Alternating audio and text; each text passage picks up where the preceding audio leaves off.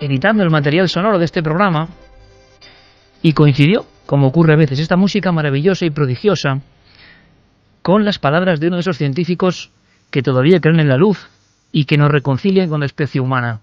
Es el doctor Michael Gurian, un hombre que fue niño maltratado y que precisamente por eso, buscando la luz que él no tuvo, de la cual le privaron, se puso a investigar durante años en el misterioso cerebro de los niños. Combina el cerebro, combina el ordenador y combina la ciencia con un único objetivo: intentar comunicar, con gran éxito creo, que los niños, el alma de los niños, es nuestro único tesoro. Tenemos que preservarlo, como sea. Caminos. El propio doctor Gurian, y esto me ha puesto los pelos de punta, decía que muchos niños maltratados, cuando se les sometía ese mismo escaneo cerebral, tenían una especie de agujeros negros, una especie de máculas, de puntos, que a veces no se marchaban nunca.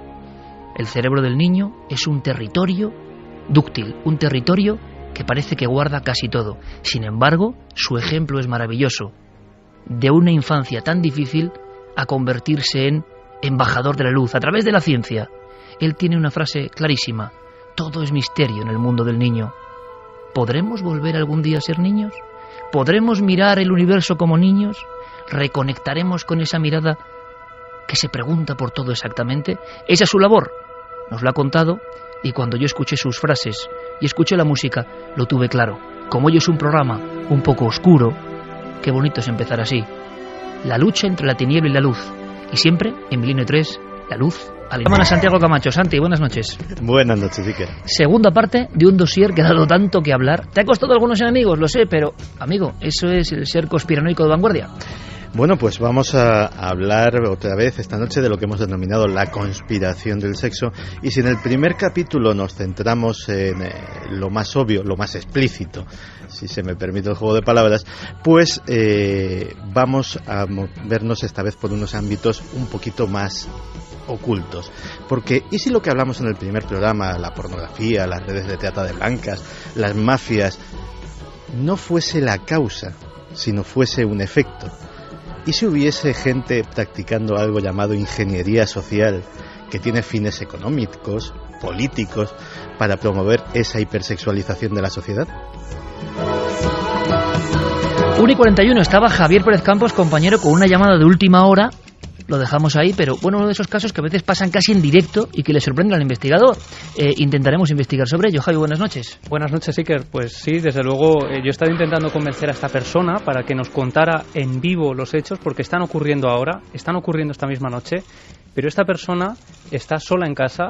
Es una casa de Ciudad Real, un piso que durante años yo he perseguido porque se hablaba de él con cierta mítica, de que los propietarios de algunas inmobiliarias eran incapaces de venderlo, y es cierto. O sea, me acaban de corroborar que hay una persona ahora mismo durmiendo, intentando dormir allí, que esta noche va a dormir en el sofá de la casa porque está aterrorizada.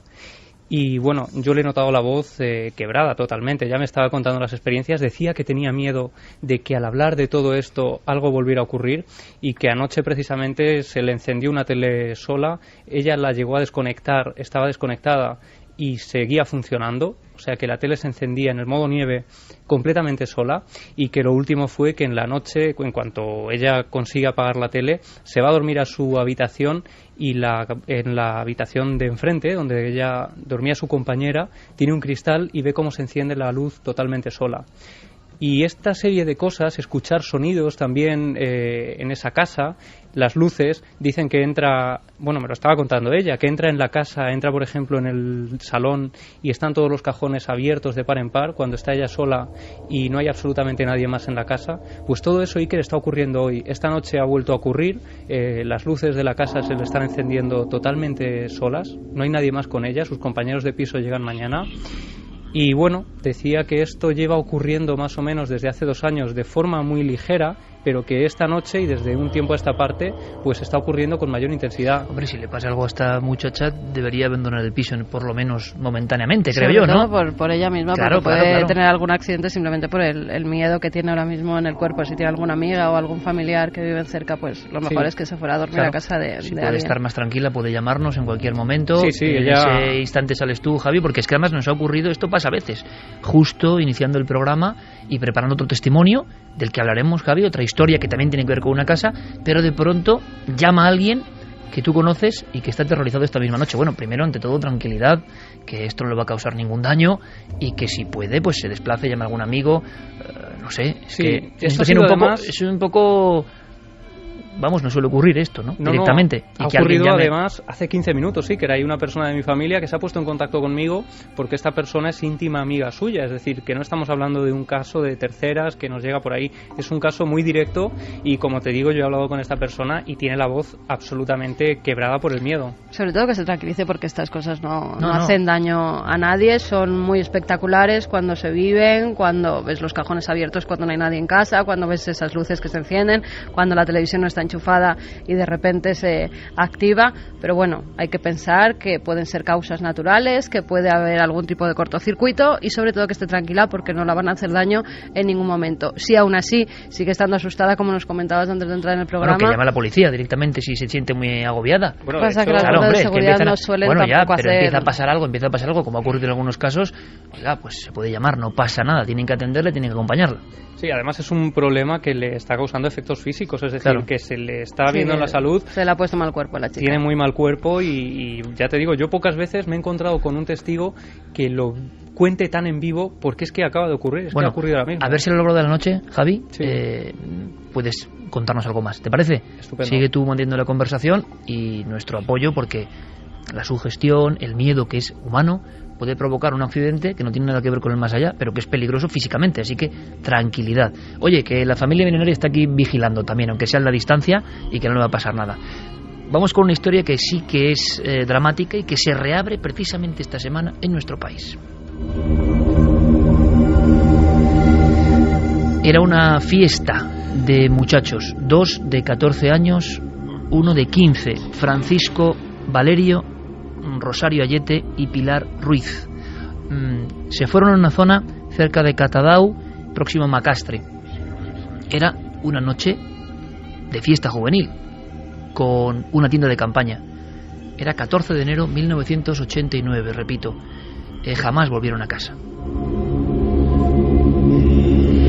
Los investigadores no saben qué ocurrió realmente, no pueden imaginarlo. Se reabre el caso esta semana. Me ha sorprendido esta historia. Grupos de criminólogos y forenses quieren buscar algunas claves en torno a esa noche de horror en Macastre. Estaban al parecer en una caseta, no se abrió la tienda de campaña, cayó la noche en una zona fría, en una zona con frondosos bosques, y alguien se tuvo que aproximar, aunque otro de los misterios, no había una sola huella. Lo que sabemos es que la policía fue encontrando los cuerpos en diferentes lugares y en diferentes fechas. Por ejemplo, en una fecha significativa aparece la primera señal. Lo primero es que los 3 muchachos, repito, 14 y 15 años, desaparecen, sin rastro, nadie los ve. Y aparecerá algo. En una población a bastantes kilómetros del lugar de la desaparición aparecerá algo concreto. Es el periodista Javier Martínez de Las Provincias quien nos da esos datos muy concretos, muy precisos del inicio de esta historia de horror que se reabre ahora mismo por parte de las autoridades de la criminalística en nuestro país. El 27 de enero, trágica coincidencia con el caso de Alcácer, el 27 de enero también aparecen los cadáveres de Toñi, Miriam y Desiré en el paraje de las Romanas, semienterrados. Pues aquí el 27 de enero, en la calle Alcácer de Valencia, encuentran un pie amputado que entonces no se sabía de quién correspondía. Luego, en posteriores pruebas forenses, se determinó que pertenecía a Rosario Sayete. Un pie en una calle, llamada calle Alcácer, 1989, como un gesto, como un símbolo, como algo que no entendemos. Estaba cerrado con una sierra mecánica. Al poco tiempo aparecerá el cuerpo del muchacho. Brazos en cruz, en pleno campo, en un territorio absolutamente solitario, como si también hubiese sido colocado. La policía especula, piensa, cree que han tomado algún tipo de drogas, que han inhalado pegamento, que han salido rápidamente del lugar porque se ha acercado un extraño, y que se han intoxicado con algún tipo de brasero o similar que nunca se acaba encontrando. Quizá una de las chicas se puso mal, el otro compañero y la otra amiga salieron a pedir ayuda y algo pasó en ese interín, en ese camino. Todo se desbarata cuando surge este pie amputado. Después el muchacho, como si hubieran estado retenidos en algún lugar al mismo tiempo que se iniciaban las investigaciones. Y después, en un cobertizo, aparece, sin signos de violencia, tumbada en la cama y brazos en cruz, la otra chica. Las autoridades no saben qué decir. Vuelven al caso del pie amputado. Lo intentan identificar. 4 meses después, prácticamente, 4 meses después, aparece el resto de la chica. También le falta una mano y tiene la cara desfigurada. Los 3 cadáveres del caso Macastre han aparecido en diferentes puntos, trazando ¿qué? Parece una dramática y real película de terror. ¿Qué clase de código hay aquí?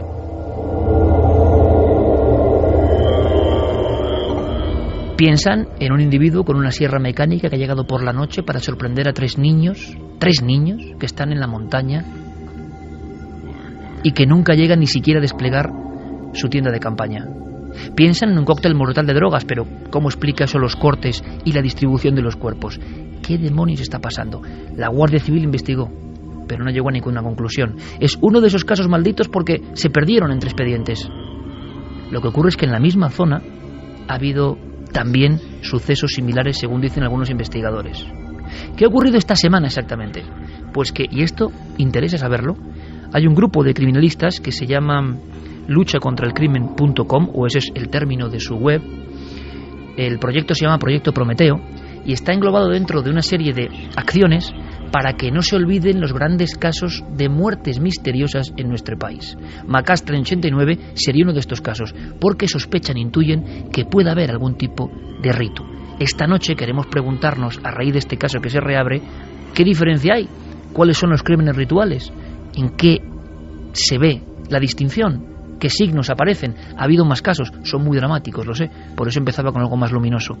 Precisamente el criminólogo que encabeza ese proyecto ha hablado con nosotros, ex Félix Ríos, y nos cuenta por qué aquella excursión que acabó en triple muerte extrañísima en Macastre ahora les interesa.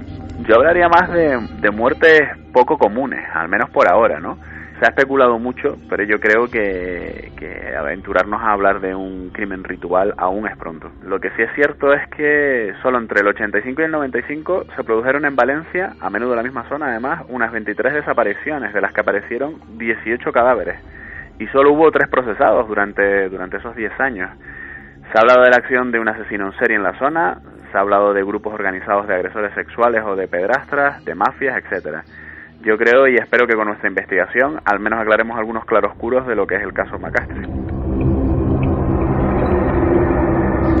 Porque habitualmente en los medios de comunicación no se habla de este tipo de iniciativas. Hay personas, desde el ámbito de la investigación criminal, que sienten la irritación que sentimos todos. Un caso, yo he visto esos expedientes almacenados, me impresionó muchísimo, almacenados en una especie de bandejas dentro de una inmensa estantería con las fotos de las víctimas, o desapariciones extremas o muertes preocupantes sin resolver. Y uno dice, ¿qué se puede hacer con esto? ¿Cuántas familias sufren ahora mismo? Y muchos piensan, ¿qué ocurrió con mis hijos? ¿Qué hubo de fondo de verdad? La investigación no tiene medios, que por desgracia es la realidad, y se acaba olvidando, aunque siempre Guardia Civil y Policía mantienen la esperanza de que llegue alguna pista. Pero a veces pasan 20 años como en este caso y no llega ninguna pista. Nada, todos son sombras. Sin embargo, el proyecto Prometeo parece que está consiguiendo algunos logros y ahora tienen el objetivo en una zona que siempre ha sido polémica, que siempre se ha hablado y no sabemos si a nivel de leyenda urbana o no. Ciertas comarcas de Levante como lugares donde ha desaparecido mucha gente. Escuchamos a Félix Ríos. Porque se trata de que con las técnicas forenses actuales veamos si se pueden conseguir resultados donde no se consiguieron hace, pues en este caso, más de 20 años, ¿no? Con eso se podría llegar a establecer pues determinado tipo de informes que dieran pistas a que el juzgado reabriera las diligencias y ordenara determinado tipo de gestiones, ¿no? Hay casos o antecedentes de casos donde esto lo hemos conseguido. El más cercano es el caso de Soledad Donoso en Córdoba, que apareció pues desmembrada a las orillas del Guadalquivir en el año 92, y bueno, se han conseguido resultados positivos tras más de 20 años, ¿no? Yo creo que este caso no tiene por qué ser una excepción, el caso Macastre. Por desgracia, se consumen películas, bueno, como entretenimiento, donde unos niños van a una acampada, siguiendo la estructura básica de la matanza de Texas, llega el asesino solitario y provoca el terror. Es mucho más oscuro, más demoníaco, más terrible, más tenebroso cuando uno ve las caras de esos muchachos, los documentos pocos que existen, la recogida de los cuerpos, y uno se pregunta, ¿había algo más? ¿Existen grupos que hacen crímenes rituales en nuestro país, o por lo menos existieron? ¿Cuál es la realidad? Terminamos con este caso para aportar luz o sombra, no lo sé, con Javier Martínez, que intervino en esta historia, vio los cuerpos, se quedó aterrorizado y comenta varias cosas que le inquietaron como periodista de sucesos. De pronto, en toda la comarca empezaron a ocurrir cosas. No hay ninguna información contrastada de que se haya producido tantas desapariciones en el término de Macastre. Sí es verdad que se han registrado varios hallazgos macabros. Hace unos años también aparece el cuerpo semienterrado de una joven de 17 años que había desaparecido. La Policía Nacional centró las investigaciones en su padrastro y fue identificado como presunto autor de aquel crimen. Luego también aparecieron los restos de un cadáver de un niño cerca del casco urbano de Macastre, en unas bolsas de plástico. Y luego, por supuesto, pues ese triple crimen que ha marcado y que ha escrito la historia negra de esta población valenciana, ¿no? Javi Pérez Campos, compañeros, se habla de esos números, yo creo que están ahí en la polémica también, pero todos los que hemos hecho misterio, los que hemos estado curioseando con esta información, sin ser criminólogos ni profesionales, pero hablando con ellos, todos nos dicen que en esa comarca, final de los 80, mediados de los 90, pasaron demasiadas cosas que jamás se han resuelto. Bueno, y de hecho, inevitablemente, algunos investigadores pues relacionaron este crimen de Macastre con el crimen de Alcácer, ¿no? Porque eran tres jóvenes de unas edades más o menos similares, porque creían que habían evidentes signos de tortura en el caso de Macastre, con esto del pie amputado, que podían relacionarse con el de Alcácer, y que incluso se llegó a decir que esto podía haber sido una especie de ensayo para lo que iba a hacerse 3 años después. En fin, al final se ha relacionado todo tipo de cosas, pero sí que se habla de que en estas zonas, en las comarcas de Macastre, en Catadau, en Tous, en Chiva, en todas esas regiones ha habido hasta 23 desapariciones en una cuestión de tiempo de unos 10 años aproximadamente, desde el 85 al 95, de los cuales solo aparecen 18. Solo se imputan a 3 personas en estas 23 desapariciones, entre los cuales está Ricard, del caso Alcácer, y al final todos estos casos tienen también una cosa en común, y es que siguen sin resolver. No se sabe cuál es el móvil de todo esto. Al final, Iker, hay discrepancias en todo este asunto, ¿no? Javier Martínez, por ejemplo, dice que no hay tantos casos recogidos, y otros, sin embargo, pues defienden que efectivamente, como escuchábamos a Félix Ríos, ¿no? Él hablaba de que sí hay esos 23 desaparecidos.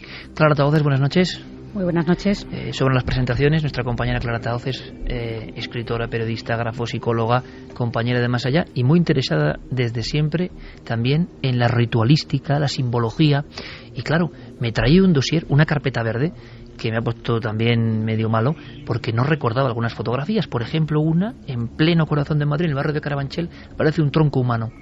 Un tronco ha sido decapitado, le han quitado las piernas, y solo hay 2 signos que podemos ver: un escorpión y una especie de pentáculo satánico acompañado de una cifra, 666. Al verlo, surgía la pregunta, Clara, ¿cómo alguien, porque muchas veces, y lo sabemos, la policía ha acudido a preguntaros a los que sabéis de simbología en ocasiones, ¿cómo se distingue entre una cuestión que puede ser un arrebato, puede ser una cuestión mafiosa, o un ajuste de cuentas, o algo que realmente tiene ese hedor, podemos decir, ¿no?, del ritual esotérico en el que alguien ha matado para una invocación? ¿Eso habrá ocurrido de verdad en España en alguna ocasión? En alguna ocasión yo creo que sí. Es muy complicado distinguir unas cosas de otras, y sobre todo cuando en medios generalistas, en periódicos, en informativos, se divulga información que obviamente no tienen un conocimiento, digamos, exhaustivo del tema, y se dan los datos muy a la ligera y se califica de satánico o ritual casi cualquier cosa, desde ceremonias de tipo de umbanda, candomblé, macumba. ese tipo de cultos un poco relacionados con Latinoamérica y que en principio no tienen nada, absolutamente nada de criminal, vamos, es de decirlo así, ¿no? Siempre y cuando no haya personas que utilicen esos cultos para dar vía suelta o rienda suelta a sus instintos más bajos. ¿Tú en qué te fijarías en uno de estos sucesos, por ejemplo? Claro, qué difícil, ¿no? Esa triple acampada, 3 chavales, edades, bueno, es que son críos, ¿no? Los cuerpos van apareciendo en diferentes lugares, una mano, un pie. Los especialistas podéis leer otra cosa, es decir, podéis fijaros en elementos, que falte un pie, que falte una mano, que haya cierto signo, que el cuerpo parezca en brazos en cruz. ¿Son cosas casuales o a ti te llaman la atención algunas en concreto? O en este caso del tronco de Carabanchel, sigue sin resolver en la calle Gallur, que encima pasaba una anécdota también, yo he dicho, 666 en el pectoral de ese hombre sin cabeza y sin piernas. Sí. Pero es que tú me has enseñado la denuncia de la policía, son casualidades, pero también nos hemos quedado, ¿no? Sí. ¿El número de diligencia cuál es, Clara? 6.666, y es un número aleatorio, es decir, cada vez que hay una nota informativa de la policía se le adjudica un número. Tocó este. Es como cuando yo fui a la estatua del Ángel Caído con los miembros del CSIC para ver si estaba a 666 metros de altura, y estaba, ¿no? Estaba. Y dices, bueno, la casualidad. Ahí está la casualidad. ¿En qué te fijas, Clara? Bueno, en el caso de Macastre en concreto, yo no me atrevería a decir que sea un crimen ritual porque creo que faltan elementos. Y además hay un problema muy gordo, y es que ha pasado mucho tiempo. En su momento, si no se hizo una recogida exhaustiva de información, de pruebas, de elementos, o si no se pudo llegar a más, porque, como se ha explicado antes muy bien, en esas épocas no había, digamos, las técnicas que hay ahora para analizar determinados crímenes o determinadas pistas, como ha pasado en otros muchos casos, por ejemplo, sin ir más lejos, con el famoso estrangulador de Boston, ¿no? Que al final parece que no era él, es un señor que estuvo en la cárcel un montón de años, ¿no? Lo que yo quiero decir es que ahí no me atrevería a calificarlo así, pero sí que hay elementos, digamos, simbólicos, que a mí es un tema que me interesa mucho más, la simbología en general, que podrían darnos pistas de que desde luego no se trate de una acción casual, ¿no? Vamos a ver, para empezar, que aparezcan los cuerpos en forma de cruz, no uno, sino 2, ya no parece una cosa casual. Es decir, se asesina a alguien y de repente pues cae aparentemente de una forma, vale, pero que haya 2 cuerpos con esa simbología. Parece que se está reproduciendo algo, una escenografía. Exacto. Sí, quizá ese es un poco lo que llama la atención, ¿no? En este tipo de crímenes, que haya una organización o un acto simbólico para reproducir un elemento que en realidad la simbología a veces nos da pistas, ¿no? Por ejemplo, miembros mutilados. Sabemos que en lugares en África se han practicado, incluso se practican, por ejemplo, la mutilación de los cadáveres, incluso se ingieren algunas partes de esos, eso viene siendo desde la antigüedad, ¿no? De esos cuerpos, porque se cree que se puede adquirir, digamos, ese carácter mágico que podrían dar elementos, por ejemplo, comer parte de un cerebro del enemigo, entre comillas, ¿no? Podría interpretarse como obtener su mente, su inteligencia, su rapidez, su capacidad intelectual. El corazón es el elemento vital, ¿no?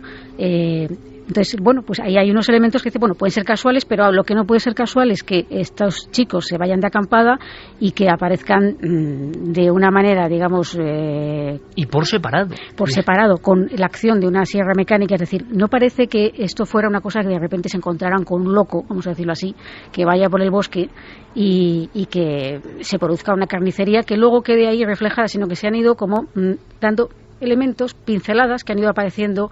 Hay una organización detrás. O sea, cuando digo organización me refiero a que no es un crimen desorganizado, de algo que es dejadez, que se deja, en fin, que hay una premeditación, o esto es lo que a mí me da a entender, ¿no?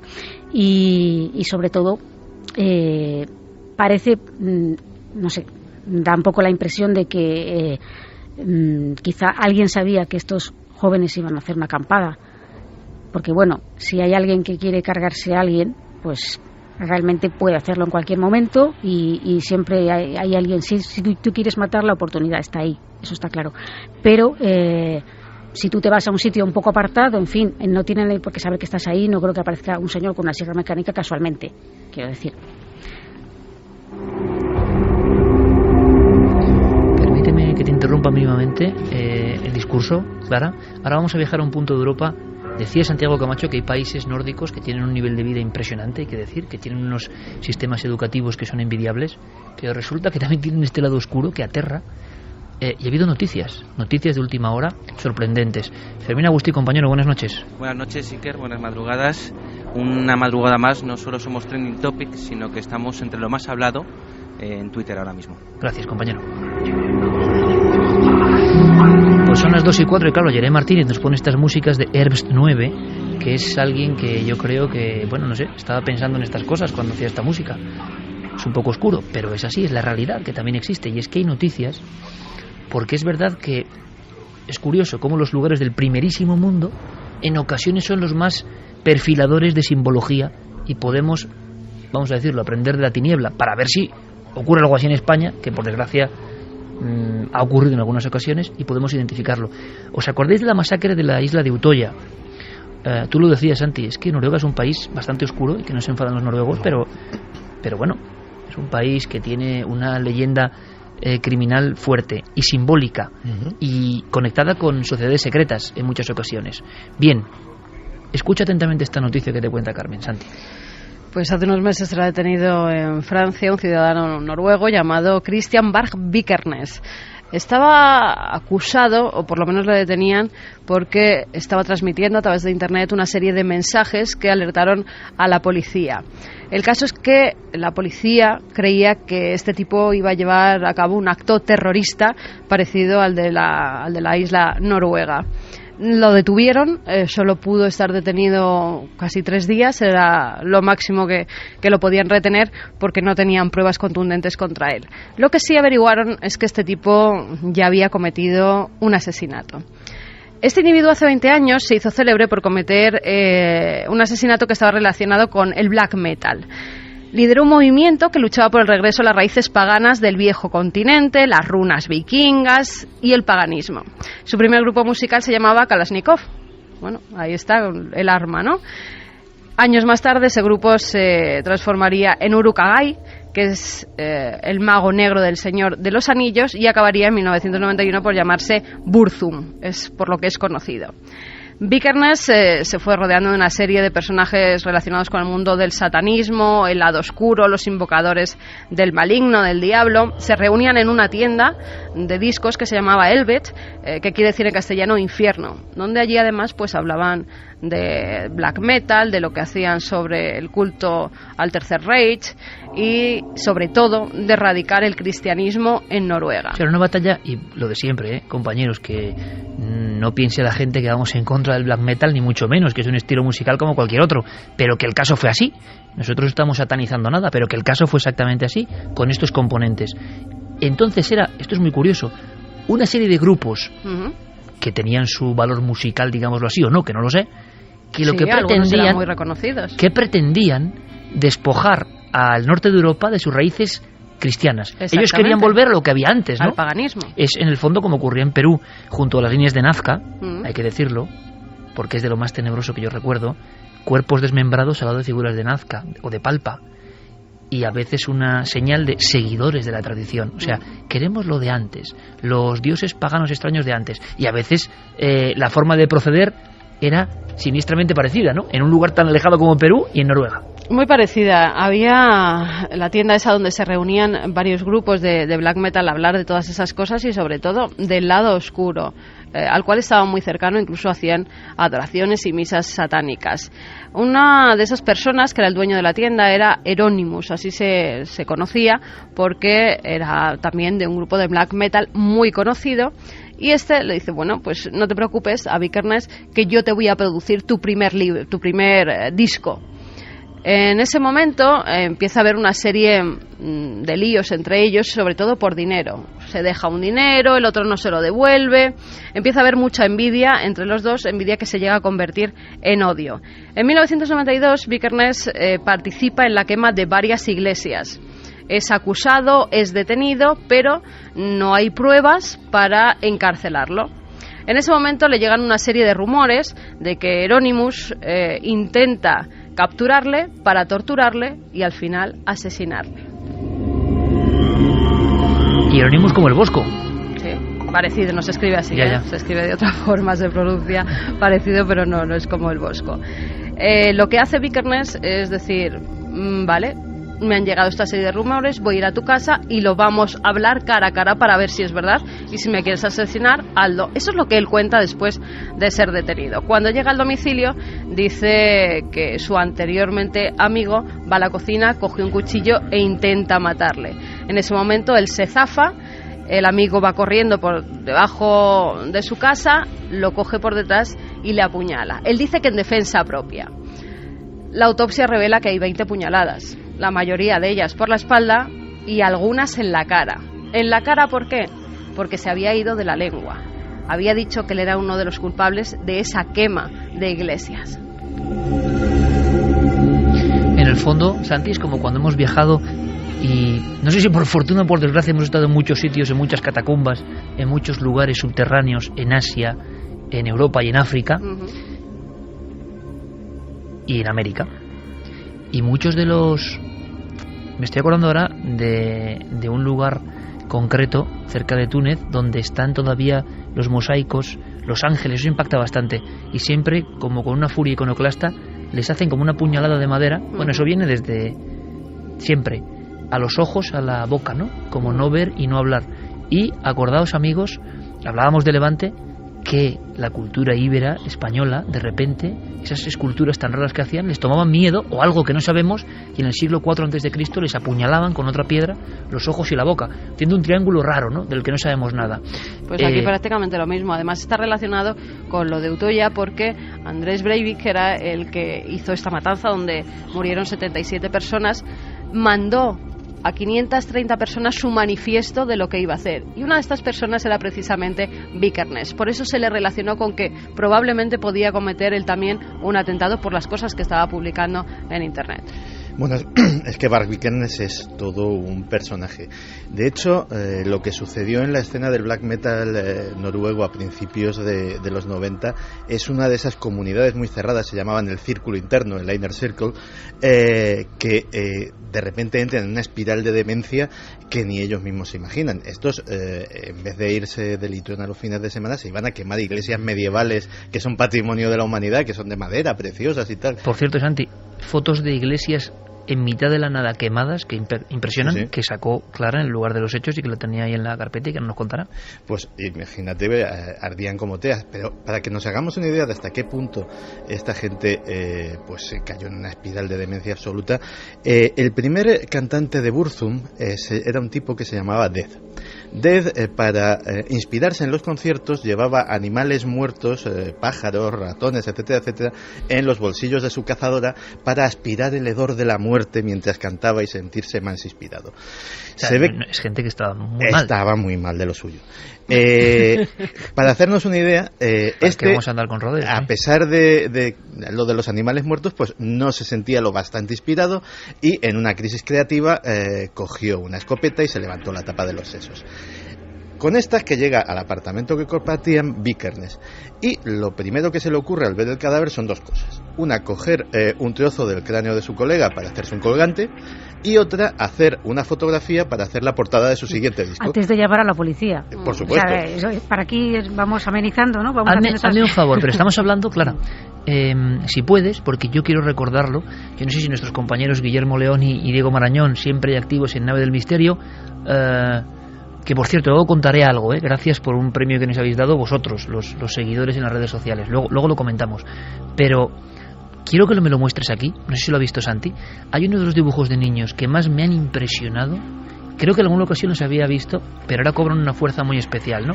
Es un recorte del diario ABC cuando se publican. Ahora me vas a contar qué es esto. Los niños tenían ciertas visiones y el titular dice: 14 de marzo del 93, en todo este ámbito que estamos hablando del rito y el crimen, los niños que asistían a las misas negras en Suecia cuentan los horrores del ritual. Y aparece gente que tiene como una profunda herida, una especie de maniquí, el dibujo de un monigote lleno de fuerza que puede hacer un niño. Luego hay alguien que tiene un brazo y le falta el otro, tiene un pelo como pajizo, y su expresión son, pues sí, como 3 puñaladas en la cara precisamente, y al lado hay una figura con los brazos en alto, como si fuese una visión que han tenido esos niños, con 2 ojos muy negros, y un capirote. Parece un nazareno del mal en mitad de la noche. Tenemos aquí, como siempre, la información, los documentos que ya amarillan por el paso del tiempo, Clara, y que impresionan. Y tú te fuiste a investigar todo esto. Sí, bueno, a ver, no fui solo a eso, ¿vale? Pero sí que hice un recorrido por los países nórdicos. Estuve en Suecia, en Noruega, en Dinamarca y en Finlandia. Y la verdad es que justo en aquella época pues era precisamente cuando hubo casi una verdadera psicosis en medios de prensa, cuando empiezan a salir estas noticias tan extrañas que no llegaron a ningún lado, porque es que a día de hoy no sabemos qué ha pasado con... ¿No se resolvió esta historia de los dibujos, las sectas, los niños, las quemas? Se dejó de hablar de ello. En parte, vamos a ver, el tema de... Se dejó de hablar de ello sin más. Sí, bueno, de hecho yo escribí a la oficina de inmigración sueca antes de ir para informarme, porque se hablaba de la desaparición de medio centenar de niños, que lo estamos hablando de 1 ni 2, de edades entre 4 y 12 años, de campos de inmigración, de niños evidentemente que venían de países destrozados por la guerra, como Yugoslavia y otros lugares, y bueno, pues estas noticias empiezan a salir y los campos de refugiados empiezan a darse cuenta de que han desaparecido 52 niños 2 años después. Entonces, bueno, yo creo que si tú quieres cometer una serie de crímenes o puedes hacer barbaridades, vas a buscar siempre a víctimas, salvo que estés muy trastornado y te cargues al primero que pasa por la calle, gente que no, en principio no sea reclamada o que su desaparición pueda pasar desapercibida, como ocurrió en estos casos, ¿no? Y al escribir a la oficina de inmigración sueca, pues me contestaron como que eran historias fantasiosas, que no podían negar, que no querían admitirlo, ¿no? No podían negar las desapariciones, pero que se habrían marchado voluntariamente del país. ¿Y de dónde surgen esos dibujos tan terroríficos de los niños? ¿Quién los hace? ¿Por qué? Esos dibujos los hacen una serie de... O sea, es que se mezclan muchas cosas en aquella época, esos dibujos son divulgados por una catedrática de teología de la Universidad de Uppsala, Eva Lundgren, con la que también me puse en contacto y que declinó, o sea, no llegó a contestarme. Esta mujer había sido amenazada de muerte. Ella tenía una serie de testimonios en vídeo de niños muy pequeños que hablaban precisamente de lo que estamos comentando en esos dibujos. Esos dibujos fueron hechos por ellos y describían lo que habían vivido en sus propias carnes, y algunos de ellos eran niños deficientes mentales que no creo que se estén imaginando ni inventando nada, ¿no? Veían los personajes del capirote. Sí, decían, incluso hablaban pues que, por ejemplo, a las mujeres embarazadas con un cuchillo les abrían la barriga. En uno de los dibujos se ve una barriga con una cruz, ¿no? Para sacarles los bebés. Ellos lo comentaban así, que les daban un azúcar que sabía muy amargo. Se piensa que se les podían haber drogado durante esas ceremonias, vamos a llamarlo así, y que incluso les bebían la sangre y les obligaban a beber a ellos. Hablamos de los años 90 en la zona posiblemente más avanzada y desarrollada del mundo, sí, en los bosques nórdicos. Sí, de hecho pues estuvo rastreando toda la zona de los bosques de Suecia, cercanos a las afueras de Suecia, que son unos bosques impresionantes que yo recorrí, y pude ver ciervos sin ninguna dificultad. Te quiero decir, son zonas donde realmente en invierno se acumula una capa de hielo de hasta 30 centímetros. Y se estuvo rastreando esa zona porque algunos de los niños decían que allí los habían enterrado, que los metían en cajas de plástico. No se halló nada, Iker. ¿Y era la misma zona o el mismo entorno donde ocurrió de repente entre grupos de seguidores de movimientos más o menos oscuros la quema de iglesias? Allí hubo una quema de iglesias en Suecia, pero realmente donde más se quemaron fueron en Noruega, con esto del black metal, que, como digo, yo quiero decir de antemano que yo no tengo absolutamente nada en contra de este estilo musical. No me gusta, porque no me gusta, pero quiero decir que hubo una especie de... Vamos a ver, allí son sitios donde aparentemente se está muy avanzado tecnológicamente, donde la gente tiene, digamos, una serie de conocimientos, se estudian en las escuelas varios idiomas, o sea, el avance sociocultural es bastante amplio, pero sin embargo, se censura mucho, esto es curioso, series de televisión, películas, que algunas de miedo, vamos a decirlo así, de terror, de tal, que directamente pasan al circuito de vídeo y que a veces incluso están censuradas o recortadas. Y sin embargo luego tenemos ese extraño fenómeno también, puramente literario, de la crónica negra nórdica, que ha arrasado, ya ha pasado un poco, parece, pero claro, que parece que tiene una imaginación, y no sé si son esas noches eternas, esos lugares desolados, o qué, pero muchos de los autores de gran éxito, algunos han contado, se basaban en historias reales ocurridas con cierta ritualística en esa zona del mundo. Sí, pero yo lo que voy, ¿no? Cuando se ejerce esta, vamos a decirlo así, un poco censura, esto es una opinión muy personal, una censura en contenidos del lado oscuro, vamos a decirlo así, es decir, como imagínate que este programa allí estuviera mal visto, por ejemplo, ¿no? Seguro que estaría Quiero mal decir visto. que muchos de estos aficionados a ocultismo, a satanismo, si entran en cualquiera de nuestras casas, así que en la casa de Santi, en la casa de Javier Pérez Campos, que además es aficionado sobre todo en la casa de Santi, a los libros, digamos, de este estilo, o de Carmen, quiere decir que Carmen aquí la vemos muy tal, pero ella tiene una serie de cosas en casa que, madre mía, solo hay que ver la sección de Cuarto Milenio de objetos extraños, ¿no? Pues cualquiera de nosotros, que somos un loco, claro, es decir, que se dedica a hacer rituales extraños. Exacto. Entonces, cuando se producen estas quemas de iglesias y tal, se produce también paralelamente quema de libros de esoterismo, quema de libros de misterio, se reúnen en las plazas de algunos pueblos. En los años pueblos. 90. Sí, y en esos países. En el caso de Noruega, además, hay no hay que olvidarlo, en el caso del Inner Circle, del death metal noruego, estamos hablando también de que hay un componente neonazi muy importante. Sí. Es decir, no solamente estamos hablando de neopaganismo, sino que el pasado nazi, mezclas, ¿no? el pasado nazi de Noruega está muy mal digerido. No olvidemos que es el sitio, por ejemplo, donde se instalaron los Lebensborn, aquellas granjas de niños perfectos que quería Hitler, y que precisamente donde más hubo fue precisamente en ese país. Pero además, Santi, el contraste entre una sociedad que busca una especie casi de raza perfecta, una sociedad hipertecnificada, pero también muy fría, muy poco empática en ocasiones, ¿no? Pero ya te digo que, y sobre todo que, fíjate ahora que se habla tanto de la memoria histórica, es un país que no quiso saber absolutamente nada de ese pasado, y toda esa parte del periodo nazi la cerraron muy en falso, con lo cual ha dejado fantasmas. Fíjate, el propio Vikernes, una de sus frases muy descriptiva de la ideología de este movimiento es: Europa no es un concepto geográfico, Europa es un concepto biológico. Eso es una de las cosas que para ellos todavía el ideal de la raza aria, de que nosotros somos los nórdicos, somos los vikingos, etcétera, etcétera, eso también movía mucho a esta gente.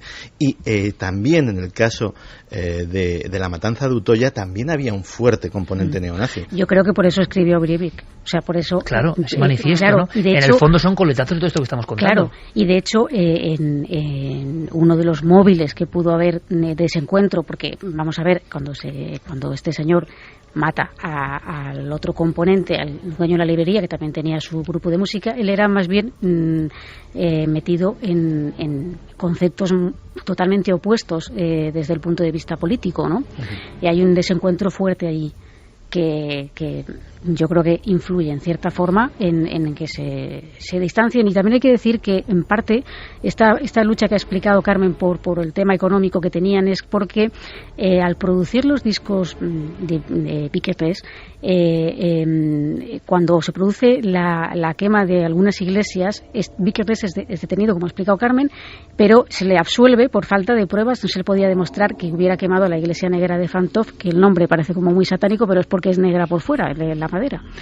Y entonces resulta que esto lo que hace es que los discos de este grupo, que era el único componente, era él, por cierto, suban en ventas. Ya. Entonces por eso el otro no le está pagando los royalties. Pero hay una cosa importante, Clara. Casi para cerrar este episodio un poco oscuro, vamos a hablar de algo que es diferente y que es sorprendente. Ha habido una muerte que tiene que ver con un cráneo extraño, y un cráneo que dio mucho que hablar. Vamos a saber algo más.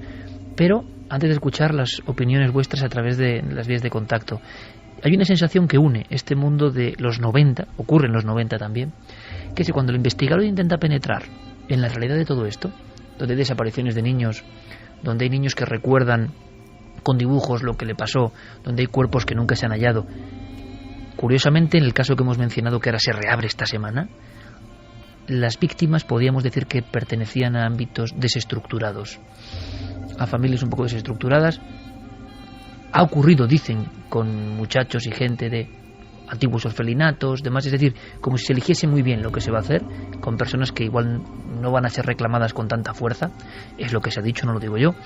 Pero la sensación es que cuando el investigador desde fuera quiere penetrar en este mundo, y sé a lo que me refiero, por compañeros investigadores, se encuentra con un círculo precisamente de hermetismo en autoridades, en periodistas locales. Es como si todo el mundo hiciese mutis y nadie quisiese dar una sola pista, sea Noruega o sea España. Con lo cual, el ámbito entre leyenda o verdad de rituales y crímenes de este tipo, quizá con un origen esotérico, satánico, sigue estando ahí, en un terreno que es muy difícil descifrar, ¿no? Sí, y yo estoy convencida de que muchísimas de estas noticias no tienen nada de satánico. Es decir, posiblemente hay otro tipo de intereses relacionados con la pederastia o con otras cosas que ya es bastante satánico, ¿no? Que sí, bueno, que es bastante terrorífico también, ¿no? Pero que la línea de lo que es la información y un poco parece mentira, ¿no? Que estamos hablando de, a lo mejor, en este caso, por ejemplo, noticias que salían casi a diario en el ABC, un medio nacional, ¿no? Pues hay una línea muy delgada entre lo que es la verdad, los hechos y el mito o la casi psicosis social. En España, ¿elegirías algún caso con componentes, en tu opinión, realmente ritualísticos para saber si hay algo más que leyenda? Bueno, en realidad cualquier cosa es ritual, es decir, nosotros practicamos rituales. Hay que tener en cuenta que un ritual es una acción que se desarrolla para lograr conseguir algo o para pedir algo o para reforzar una creencia. Es decir, quien lo realiza es un poco, en el fondo, supersticioso, pero realizamos rituales todos en el fondo, ¿no? Un cumpleaños es un ritual, la Navidad es un ritual, la comunión es un ritual, todo esto está muy bien. El problema es cuando esos rituales, y no estoy hablando de manías, digamos, obsesivo-compulsivas, que pueden llevar, por ejemplo, a lavarte las manos 30 veces al día, porque piensas que si no lo haces te va a ir mal, por ejemplo, ¿no? Sino a personas que realizan a lo mejor una serie de acciones para pedir algo, ¿no? Entonces, desde ese punto de vista, cualquier crimen podría ser ritual si quien lo realiza lo hace con una intencionalidad, aunque sea nimia. Es decir, ahí podríamos entrar. El problema es saber si el ritual es para pedir algo o si se está pidiendo algo porque en el fondo se tiene una patología y se cree que eso te va a comportar un beneficio, ¿no? En Galicia recuerdo 2 casos: el crimen de los tilos, de una mujer que su marido, en una especie de arrebato, le sacó las vísceras, colocó una cafetera, colocó unos signos, nadie ha descubierto. Te quiero decir, el silencio que se cierne sobre algunos casos. ¿Os acordáis? En aquel monte de Pontevedra, una mujer envuelta o rodeada por velas en mitad de una montaña, que luego la ouija, además de un nombre concreto, era una mujer sin nombre, y la ouija, en una conexión de alguien que intentó convidencia, algo tan arriesgado, de un nombre que luego se verificó que era la víctima, cuando la persona que estaba en esa sesión no sabía nadie quién era la víctima, era un cadáver sin nombre, como tantos otros en España, ¿no? Vamos a hacer una cosa. El cementerio de Zaragoza, ¿no os acordáis? También no es un crimen, pero sí que se hizo un ritual sacando los huesos de los muertos, desenterrándolos y haciendo un caldero que, como decías antes, era como para obtener las virtudes de los difuntos que estaban allí. Eso sí que es un signo ritual. ¿Os acordáis que además algunas tumbas fueron profanadas de una forma una era en Gerona, que llegaron a hacer caldo de huesos, que dices, ¿qué está pasando? Un caldo de huesos metidos en un caldero que se encuentra, algo está ocurriendo extraño. Y luego, yo siempre lo comento, pero es que me impresionó muchísimo, cementerio de Zaragoza, y de ahí pasamos a los mensajes. Cementerio de Zaragoza, lo que estábamos comentando antes, los ojos marcados pero casi en horizontal, como con un signo, ¿no?, que ha trascendido los tiempos, que te lo encuentras en antiguas esculturas y te lo encuentras en modernos movimientos. Los ojos marcados y la boca, todas marcadas, un área del cementerio. Pero se fijan los operarios en algo que yo creo que tuvo que impresionarles. Estaban todas menos una, la tumba de un bebé, con foto del bebé. Todas silenciadas menos la foto de un bebé. Vamos con los mensajes. María José Pulido dice: menudas mezclas de corrientes políticas, de patologías, comportamientos, normal que todo desemboque en psicópatas. Ana Heavy: algunas de las iglesias quemadas, las primeras, estaban construidas en antiguos centros de poder paganos. Eso es lo que denunciaban muchos. Qué interesante es esto. Sí. Ellos creían, a lo largo de la historia, siempre ha habido esa superposición de capas y de culturas, ¿no? Entonces esta gente, esto es curioso, Santi y Clara, demandaba que volviese a la deidad anterior, ¿no? Que lo que estaba ahí antes era más fuerte que lo que está ahora, que no se podía silenciar lo anterior, que esto ha pasado con muchísimas iglesias que se han construido, por ejemplo, en lugares megalíticos. No, casi todas, ¿no? Es que esa además es otra de las peculiaridades de Noruega.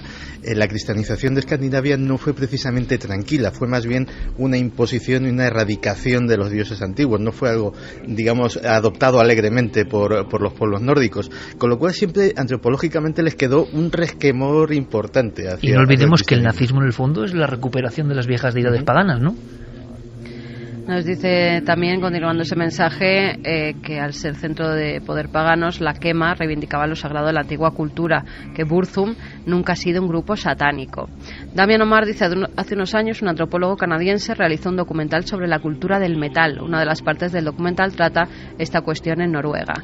El señor Navarro, que dice que ve injusto que porque te guste el black metal y creamos en dioses, dice el que cree en dioses nórdicos, seamos satánicos. Parece muy bien, lo hemos dejado claro, ¿no? Porque es que si no hemos dicho en ningún momento que bla, lo mismo, que queda claro, hombre. JJ, eso es aprovechar bien los recursos, usar el cráneo y el cuerpo muerto de su amigo para promocionar su disco. Así va el mundo. Lo conspiranoia dice el mal existe al igual que existe el bien. Quien más siente el bien tiene que luchar contra demonios más grandes. Moisés Pita, Euronymous, fundador de la banda Mayhem, uno de sus discos, Suicidio Real de su cantante. Y nos pone lo que ha dicho Santi, la famosa... Que, por cierto, gazapo mío, efectivamente era de Mayhem, no de Burzum. La famosa fotografía que... Sí, que tampoco queremos... Es un poco terrorífica, ¿no? Tampoco queremos verla mucho. Donde se ve al chico pues que se ha quitado la vida levantándose la tapa de los sesos. Sí, bueno, pero cualquiera cree que es una recreación, ¿no? Es que en ocasiones la realidad supera cualquier ficción recreada, o sea, ¿no? te ponerte a hacer eso antes de llamar a la policía... antes de llamar a la policía voy a hacer unas fotos aquí de... Así se ven cómo están las cabezas, ¿no? Exacto. En toda esa zona, además, desde Suiza hasta allí, realmente toda esa franja de Europa se cree todavía en la tropa de Odín, ¿no? En las apariciones es nuestra santa compañía llevada al mundo de la Europa del Norte. Lo investigabais en las Lourdes precisamente, Javier, los guerreros a caballo, esa idea de un arquetipo antiguo que se vuelve a aparecer. Vamos a hacer una cosa, porque el tema es denso, oscuro. Curiosamente, ¿no? Coincide esta especie de interceptación de un individuo que dice la policía quería hacer algo parecido a la masacre de Utoya. Yo creo que hay que estar muy atento a todo esto. ¿Por qué?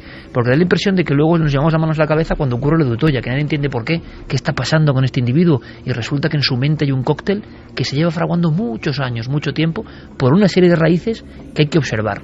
Curiosamente, esta semana se reabren casos españoles que siempre han tenido un eco como de que había una maquinaria o rito más allá de lo mafioso, más allá del asesino en serie, y que no podemos resolver. Y nos quedamos como al principio, realmente, con la sensación de que en las páginas de la criminología hay un montón de cosas que conectan con lo extraño y que no resolvemos. Yo, por supuesto, Clara, te invito a que te quedes. Vamos a hablar de cosas que te gustan, todas estas cosas, y has investigado todas ellas. Y yo creo que también es noticia, ya sabéis que en Merino 3 queremos dar paso a todo lo que está pasando, hay muchas noticias, y ha habido una muerte curiosa. Una muerte curiosa. Vamos a conectar con Diego Marañón. Diego, compañero, buenas noches. Hola, Iker, buenas noches a todos, ¿qué tal? Suena un poco la cuarta fase, porque de esto va esta historia. Diego, ¿ha muerto alguien? Vamos a repasar un poco esa historia, Iker. Ha muerto el protagonista de este relato. Un relato que comienza más o menos hacia el año 1930. Y nos tenemos que situar en el túnel de una vieja mina, cercana al Cañón del Cobre, que es una zona muy proclive a las leyendas que tienen que ver con seres venidos del cielo. Estamos al noroeste del estado de Chihuahua, en México. Y alrededor de 1930 es cuando una niña estadounidense que ha ido a visitar a sus abuelos encuentra algo bastante curioso en ese túnel. Encuentra 2 esqueletos completos. Lo que puede rescatar es solo el cráneo del más pequeño de ellos. Un cráneo sumamente extraño, muy raro. Esta joven lo guarda toda su vida y tras su muerte lo entrega a un matrimonio, Ray y Melanie Young, que finalmente se lo ceden al investigador norteamericano Lloyd Pye. Él se convertiría en su custodio hasta esta misma semana. Pye enseguida observa que ese cráneo es muy extraño, como te digo, y comienza a estudiarlo con la colaboración de algunas empresas especializadas en genética. De hecho, en febrero del 99, Pye se convierte en el director del Star Child Project, que es una organización que se crea exclusivamente para investigar ese cráneo. Una calavera que, a simple vista, te la voy a describir, Iker, es deforme, es más abombada de lo normal, tiene las cuencas de los ojos muy pronunciadas y cercanas a la nariz, no tiene apenas puente óseo y la parte posterior de su estructura no presenta la forma cóncava que cabría esperar, sino que es más bien plana. Además, el grosor de ese hueso, de ese cráneo, es mucho más fino que el de un cráneo normal. Pero lo que es curioso es que su dureza, según las investigaciones llevadas a cabo por Pye, es 2 veces mayor de lo que cabría esperar.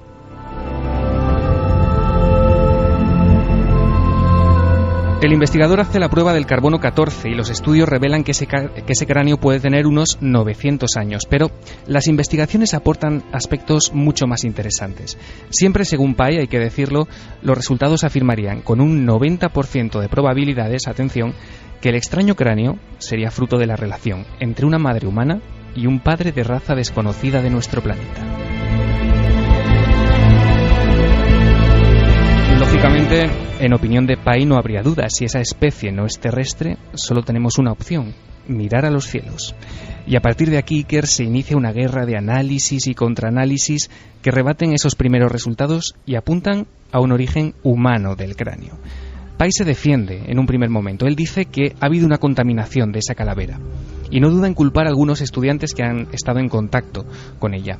Es entonces cuando decide hacer una réplica, una copia exacta de ese cráneo y guardar el original en una caja fuerte de un banco de Texas. Además, no tardan en cargar nuevos análisis para probar esa teoría que él defiende, que es que los visitantes estuvieron aquí hace mucho tiempo, engendrando a una especie de raza híbrida. Pero la polémica estaba servida y ya nunca abandonaría el cráneo. Escuchamos a Joy Pye hace unos años. A lo largo de este año, en 2009, esperamos realizar una prueba de ADN que nos permita recuperar el genoma completo de este cráneo excepcional. Cuando tengamos esos resultados, espero que a fines de año tengamos la seguridad de que esta calavera va a hacer historia, de la forma más grande que puede hacerse. Va a probar que una vez, hace 900 años, un ser extraterrestre caminó por el planeta Tierra, concretamente en México.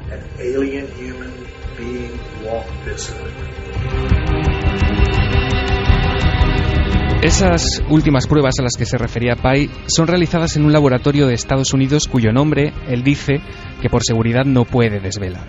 Y los datos que supuestamente sacan a la luz es que ni siquiera eran 2, como se creía hasta el momento, sino hasta 3 los seres implicados en la concepción del niño de las estrellas, como se le llamó. Como es lógico, Iker, Pye, que a estas alturas ya no tiene reparos en poner en cuarentena la teoría de la evolución y que apoya abiertamente cosas como la presencia Anunnaki en el pasado de nuestro planeta, tiene que hacer frente a numerosas críticas. Algunas de ellas, aunque pueden resultar correctas en el fondo, para él son furibundas, le atacan prácticamente sin misericordia. Uno de los más beligerantes es el conocido escéptico Steven Novella, de la Universidad de Yale, que en un momento dado dice que el cráneo tiene todas las características de haber pertenecido a un niño con hidrocefalia congénita y que esas deformaciones que presenta pueden ser el resultado de la acumulación de fluido en su interior. Bueno, en España, uno de los profesionales médicos que más ha estudiado esas características del cráneo y que parece apuntar en la misma dirección es el doctor Alfonso Sánchez Hermosilla, que es antropólogo y genetista forense del Instituto de Medicina Legal de Cartagena. Desde luego, cráneos como ese son perfectamente habituales en las colecciones antropológicas y a ningún antropólogo se le pasa por la cabeza que pueda no ser humano. De hecho, todas las investigaciones en este momento apuntan a que son humanos. La hipótesis más probable es que era un niño humano simplemente con hidrocefalia y con alguna patología más. Lloyd Pye, Iker, estuvo en España a principios del verano de 2010. Participó en un par de congresos y también intentó conseguir apoyos para producir 2 documentales sobre este proyecto. Hay que decir que esto no lo pudo llevar a cabo. En los últimos tiempos siguió asistiendo ya con menor frecuencia a esta serie de conferencias, hasta que hace solo unos meses subió a su canal de YouTube el que sería su último vídeo, su último anuncio. En aquella filmación, Pye anunciaba que tenía una grave enfermedad y que renunciaba a la investigación activa. La noticia le afectó profundamente, pero aún así quiso compartirla de este modo que vas a escuchar con los simpatizantes de su proyecto. Hola, soy Lloyd Pye. Muchos de vosotros durante los últimos 14 años me identificaréis como el guardián del cráneo del niño de las estrellas. Durante ese tiempo habéis sido una gran ayuda y un apoyo continuo. Agradezco todo lo que habéis hecho para hacer que el proyecto avance. Sin embargo, hoy tengo que hablaros de un problema personal. Hoy es 21 de julio de 2013. Hace 5 días, el 17, un oncólogo me diagnosticó un linfoma agresivo. Ha sido un gran golpe para mí, para mi familia y para mis amigos. Ahora que esto ha ocurrido, quiero luchar por mi vida. Como os digo, hace 5 días, cuando me lo comunicaron, no me lo podía creer. Y estoy seguro de que muchos de vosotros, si me conocéis, sentiréis lo mismo.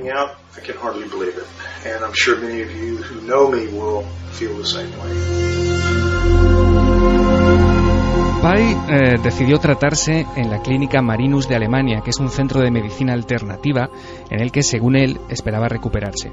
Finalmente no ha podido ser, y este lunes el conocido investigador Loren Coleman anunciaba en su web la muerte de Pai a los 67 años Iker. Este defensor del conocimiento alternativo parece que quiso ser fiel a sus principios y optar por una vía médica alejada de la oficial. Lo que sabemos con seguridad es que el cráneo del Star Child, que ahora está en manos de otras personas elegidas por Pai para continuar con su labor, ha quedado de alguna manera congelado bruscamente en el tiempo y parece condenado más que nunca a un olvido lento y silencioso. De hecho, a estas horas la página web del proyecto está deshabilitada. Equivocado o no, Lloyd Pai forma ya parte de la historia del misterio, y una buena forma de acabar es con las palabras del doctor Sánchez Hermosilla, que reconoce de este modo el mérito y el tesón de este investigador.